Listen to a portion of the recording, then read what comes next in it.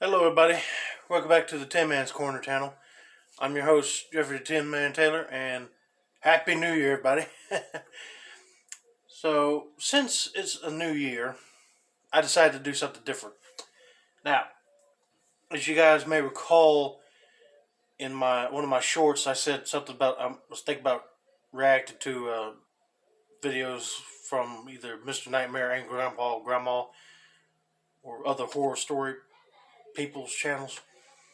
Well, I figured New Year, and today I'm going to be reacting to Mr. Nightmare's New Year's Eve horror stories. And he just uploaded it like a few days ago, so I'm going to turn the light off, watch this. I never seen this one before, so. And I'll give you my reaction thoughts on it, so hold on. Alright, guys, here we go.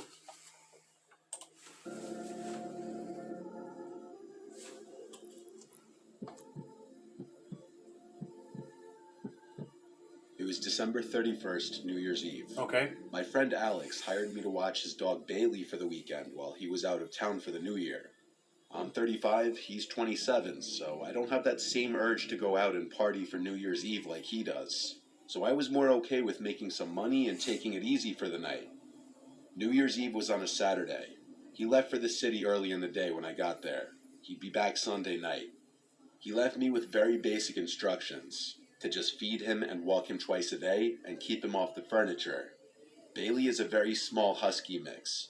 I'm not sure what else she is, but she's about a third the size of a regular husky, and she's very quiet and well behaved.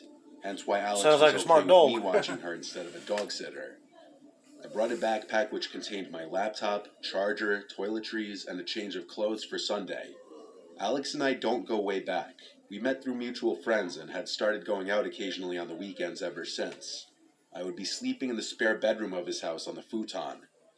Throughout the day, I just did stuff on my laptop and played some of Alex's video games. I would do that myself, but not the video game part. Anyway, let's get back to the video, shall we? Oh, that's a nice house, too. Later in the night, I invited my girl over with Alex's permission. His response was, "You better not in my bed," a way of jokingly saying yes, she can come over. She said she'd be getting out of work after 12, but then she'd come straight over. Alex's house is about half an hour from us, so my girl Trisha wouldn't be getting there until late. I had to kill the time alone with Bailey watching movies until then. We were in the living room, and Bailey was by my feet. It was probably 9 p.m. when the doorbell rang. I went to answer the door, and there was a girl at the door. She looked about 30. She had a hoodie on and was holding a jacket. She introduced herself as Alex's girlfriend and said she left something here that she needed to grab. I offered to grab it if she wanted, and she said no, it's okay. She knew where it was in his room. Okay, that's like a red flag right there. Be like, I don't know you, and you're saying you left something in this room? No. I'll be calling my best buddy, be like, do you know this woman right here? But no, he just let her in. He said okay, that's fine, and let her inside.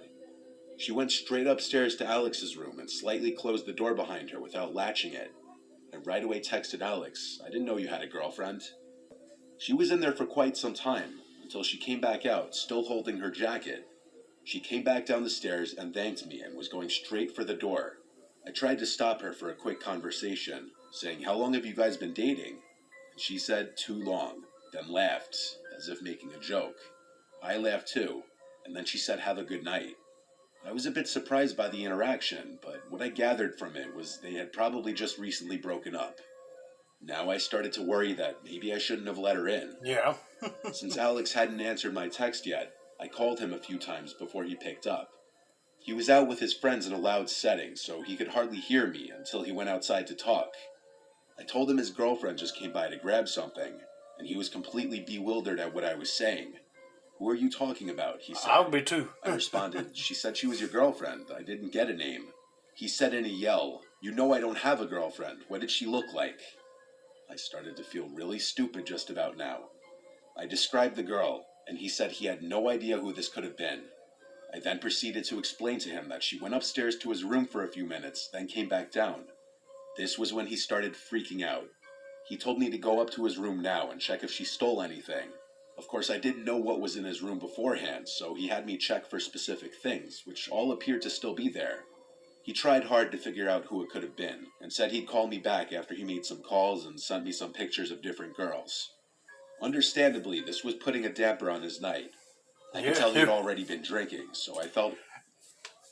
Yeah, if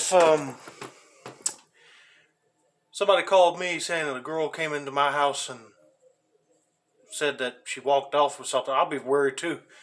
Be like, if I don't know that person, then you shouldn't have let her in. Or be like, I would have texted you, do not let anybody in unless you know them. You know what I mean? Anyway, that was my thought about this. Back to the video. awfully stupid for letting some random girl into the house. You think? He started sending me screenshots of different girls' Instagram accounts, none of them resembling the girl who came in. When I said no to all of them, he went silent for an hour. Then he texted me randomly, I think I know who it was. Make sure she doesn't come back. I didn't ask any further questions. I responded, okay, my bad, and left it at that. Clearly Alex was going through some serious girl drama, or so I thought. I watched the ball drop alone. Not that I really care about the new year or the ball drop at all. Later that night, Trisha finally made it over, and so we hung out in the living room together. I told her what happened, and she was shocked.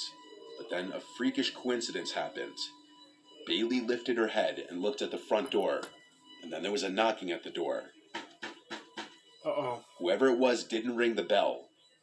There was no shot I was opening it. I called Alex a bunch of times, but he didn't pick up.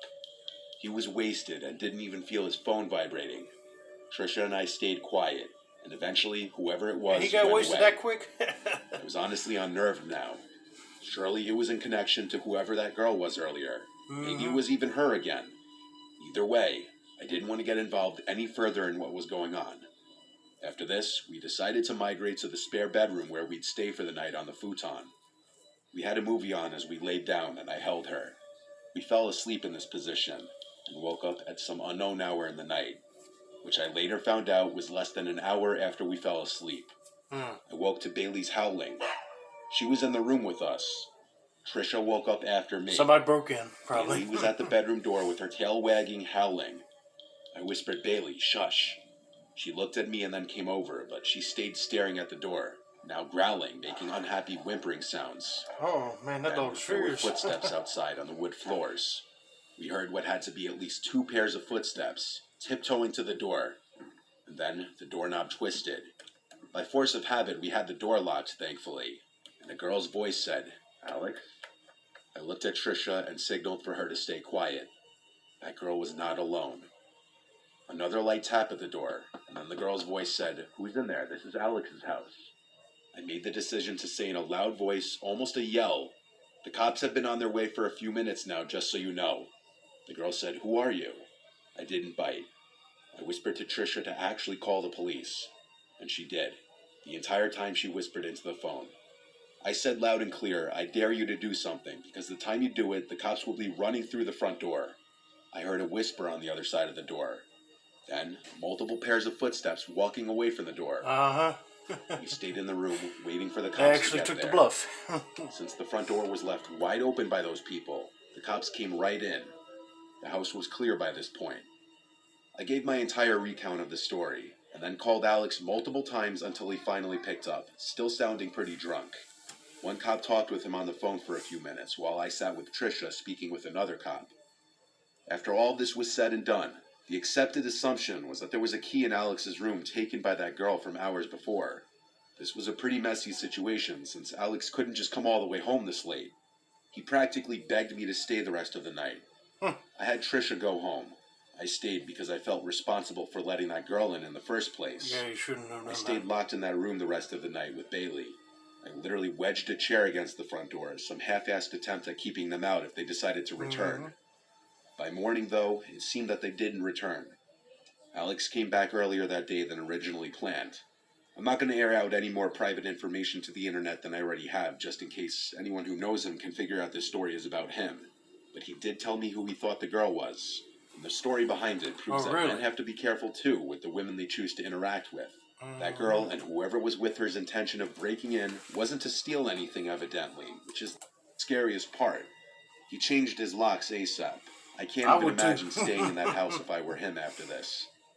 However, it's been a year, and as far as I know, nothing has happened.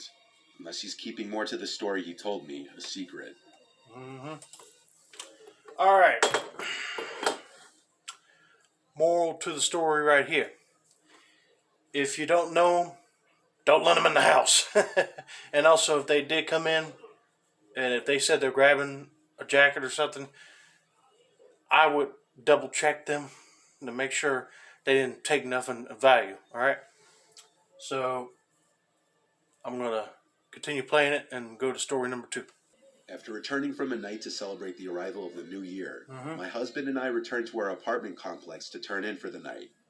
We both had a couple of drinks, but neither of us were intoxicated. As much as we enjoy partying with friends, when it comes down to it, I'll never drink at a New Year's party. We lived in the corner penthouse suite of our complex. Although this was never confirmed, it was suspected the owners wanted to convert this apartment complex into condos. The rent certainly was not cheap, and access was limited to this floor. Upon entering the building, there is a walk-up, 2 secure doors, and every now and then, there would be a doorman to greet you as you entered or exited. There were also multiple security cameras placed throughout and around the building. It was an especially cold evening, and when we returned, there was no doorman present. It was late, at least 2 a.m. The foyer was empty, and one of the lights flickered softly. My husband and I entered the elevator and pressed the button to the top floor. The elevator ride was smooth, and as we ascended, I could feel myself becoming more relaxed, excited to finally be home and able to rest. My feet were killing me from wearing heels all night in the bitter cold. The bell chimed, signaling we had reached our floor. The door slid open, and we turned the corner to the left. Like I said, our suite was the corner suite at the end of the hall. However, something caught our eye. A woman, or what at least looked like a woman, was meandering through the hallway. Her hair was dark and scattered. It looked to be matted and covered her face. No. If they said something about like a woman just scanning around the property with thin hair, you probably might have an escaped lunatic or something, but I don't know that yet, so I'm going to continue watching this video. She wore a black lace dress that was torn and looked to be in bad shape. Thinking back, I don't even think she had any footwear on. We assumed she was intoxicated and was having difficulty finding her suite. Although on closer inspection, she didn't look familiar. We knew all of our neighbors, as like I said, access was limited on this floor. I looked at my husband, who stood still as well. I could see he was contemplating the same thoughts. I asked him, should we ask if she needs help? He looked at me and said, just wait, maybe she's just drunk and having a hard time finding her suite. The woman just continued to slowly slide herself along the walls of the hallway, stopping at each door and peering through the exterior peepholes. The person looks creepy and everything. Admittedly, this was creepy, but it just added to the theory that she was a drunk woman looking for her friends. She was humming, or what I believe was humming. The sound was something between a growl and a hum. No. We stood there in utter disbelief and awe. However, there was a veil of tension and uneasiness that lingered. The strange woman stumbled through the hallway, hunched over until she pulled herself up to peer through the peephole. She eventually got to a suite of an elderly lady, whom I have a strong connection with. No, you need to call her Tilly. Tilly was the sort of woman whose family had neglected her and rarely visited. She would bring my husband and I baked goods from time to time. I would bring her leftovers and assist her with groceries and medication frequently. Tilly's smoke alarm would constantly go off. I would have to rush over and pull out the smoldering toast from her toaster and fan her smoke alarm until it stopped beeping. At times a nuisance, but it would always turn into tea time. Nevertheless, I cared about Tilly, so when I saw this strange woman peer into her peephole, I reacted. I blurted out, "Excuse me, are you all right?" I could feel myself lose confidence as I asked. The strange woman seemed to shudder for a moment and hunched over to the floor. She looked like she was about to puke or was frightened by my voice. My husband and I stepped closer, but the woman then let out a series of soft and menacing laughs just barely audible. I have to admit, at this moment I was thoroughly creeped out and reached for my cell phone. It was uncomfortable because we couldn't get to our suite without having to walk right past this deranged woman. I know. My husband said, "Hey, did you hear us? Do you need help?" Her laugh began to grow into what was a steady cackle. Okay, she must be possessed or something. As she stood up, her cackle became a mixture between a cackle and a boisterous growl. She then stumbled forward and continued walking down the hall. There was a staircase just outside of our suite. I assumed she was making her way to the stairs, just too embarrassed to walk past us to the elevator. Maybe she was just a drunk woman, and this was nothing more than an uncomfortable standoff with a sad and intoxicated woman. I mean, if she was really that drunk, the stairs probably weren't a good idea. We were on the 7th floor. Nevertheless, I just didn't feel like it was worth the risk to engage with this woman. I just wanted to enter my suite and dive into bed. It was late, and my feet still hurt. As we took a few steps forward, the woman stopped. Almost with laser precision, she stood up completely straight, looked right at our door, and then began to pound on our door, screaming bloody murder. No, I could feel myself becoming swallowed with fear. Call the cops. I reached for my cell phone and began to dial 911. Or call security. The woman kept pounding on our door and screaming. To be honest, I'm surprised none of our neighbors came out to see what was happening. Part of me thinks they were too afraid themselves and were probably peering out of their peepholes. Afraid of what our neighbors would think, my husband said, "Hey, what are you doing? Stop that." And just like that, the strange woman stopped, fell to the ground, and began crawling quickly towards us. She looked up for a brief second. All I could see were her dark eyes. Her mouth seemed to be stained black, and she was growling again. But this time, it was as if there was something in her throat that she was choking possessed on. Or frozen with something. fear, my husband and I just watched until she flashed us a or menacing she's really hiss. that intoxicated she has to act like a Movie, demon. But never imagined in real life. Terrified, I whipped off my shoes, and my husband and I ran towards the staircase on the other side of the building. We didn't want to risk waiting for the elevator and have her catching up. We went down 2 flights of stairs and stopped to listen if she was making her way down the stairs. But it was almost impossible to hear as my heart was pounding so hard. I thought to myself, what the hell was going on? We waited there for 10 minutes or so. 10 minutes? Eventually, we had the courage to head up the stairs and back to our suite. The woman was gone, and so we entered our suite. I was just relieved to finally be safe in my home. My husband sent a text to our landlord, and he replied that we would hear from him in the morning. I was so unbelievably exhausted, but found it incredibly difficult to sleep. The sound of that woman's growling and cackling rang in my ears. I hardly slept. The next day, when my husband went to speak to the landlord, he asked him to check the security cameras, although nothing turned up. What? The landlord said the cameras glitched due to the frigid temperatures last night. To this day, I still don't know what to think. Always got to certainly be had problems. glitching camera The problem. question is, was she dangerous? Yeah. We moved about a year later, but every New Year's Eve, I still think about that night. First of all, he should have had them cameras checked. And,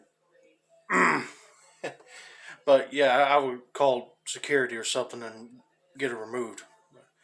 All right, story number 3. It was New Year's Eve of 2020, and all of us were ready for this horrible year to be over. My friend Logan was throwing a house party.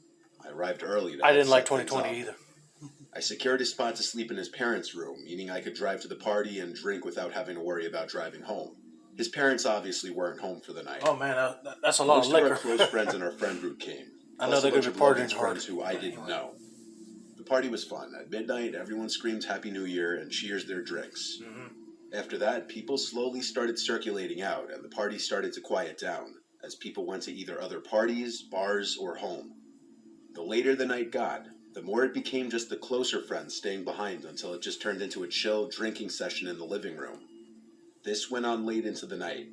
It was likely 3 a.m. when the last of everyone who wasn't sleeping at Logan's house was gone. As it quieted down, we started hearing this occasional sound. At first we didn't know what it was, but it soon started to sound like a creaking sound. It was dismissed as a sound from the fridge or something at first, which I know sounds A fridge stupid. would not make that House type of appliances noise. often make weird noises. Well, they do, but they don't make It a was just creaking Logan, noise. me, and Cody. Cody was falling asleep on the couch already. It was reaching that time where we were just going to go to sleep. However, eventually we got so bothered by the noise that we had to search. We went to the kitchen, and it wasn't coming from in there. We realized when we were close to the basement door that it was coming from downstairs. Logan opened the door, and we heard this creaking sound.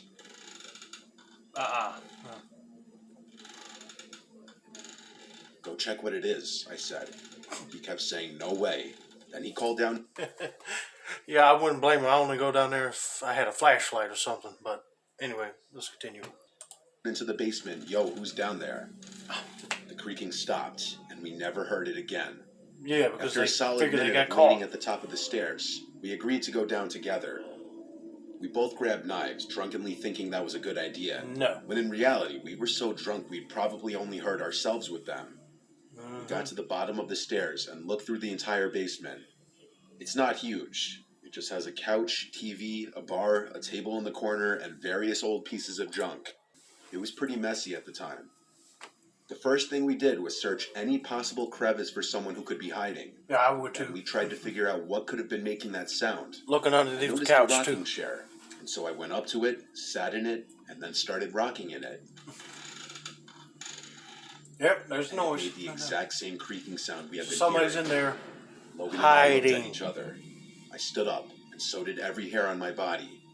I don't think we ever ran faster than we did when we ran up those stairs and slammed the door shut. We tried to come up with any logical explanation, but there was none. We What? kept the basement door locked for days until his parents came back. There was no living soul down there, but something was moving that rocking chair. That rocking chair used to belong to his grandma, who passed away forever ago. It was just some... Right there. I was about to say either a gust of wind moved it or a ghost moved it. And he said his grandma, so it might be his grandma's ghost. Something his mom held on to for sentimental reasons. I can't say I've ever experienced anything resembling the paranormal before this, or since then. I'll be scared too, It buddy. still sends chills down my spine. Alright, guys. That was my reaction to New Year's Eve horror stories with Mr. Nightmare. Now, let me know down in the comments if you guys would like to see me react to any more of his videos. And don't forget to like, subscribe for more content like this. This has been another successful installment of the Tin Man's Corner channel. Sayonara and Happy New Year, everybody.